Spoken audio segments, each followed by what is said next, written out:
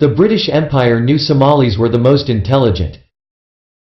This material is from a book written by a British knight diplomat and colonial administrator, Sir Charles Eliot, during the British Empire era and was published 1905.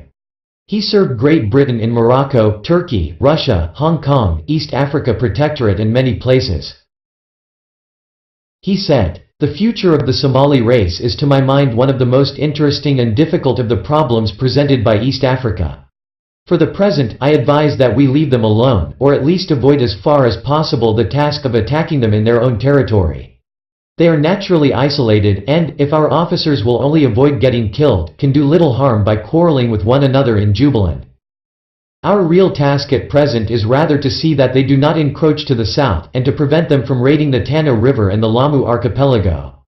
But we can hardly avoid in the future the further task of making a permanent settlement in Jubaland, and the delimitation of the Abyssinian, meaning stop Somali region expansion, frontier may perhaps precipitate that settlement. Certainly to be desired that we should utilize the Somalis. There can be no doubt that they are the most intelligent race in the Protectorate, though it may be urged with some justice that they are also proud, treacherous, fanatical, and vindictive. Too much stress, I think, is often laid on these bad qualities, and it is certain that the average Englishman has little sympathy for the Somali. He tolerates a black man who admits his inferiority, and even those who show a good fight and give in, but he cannot tolerate dark color combined with an intelligence in any way equal to his own. This is the secret of the almost universal dislike, and it reappears in the unpopularity of the Somali among East African officials.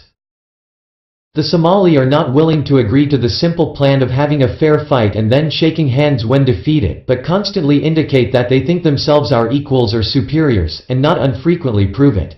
Whenever it is worth our while to occupy Jubaland, and let them see a few hundred white men instead of half a dozen officials, which is literally all that they know of us at present, I anticipate that we shall not have much difficulty in getting on with them. The attractions of civilization are so great for them, and our superiority in this respect so incontestable, that there can hardly be any doubt as to the result. What will happen in the wider limits of Somaliland, north of the Juba, it is hard to predict, but the area to the south is sufficiently small to offer an easy field for the extension of European influence when it is commercially and financially worthwhile.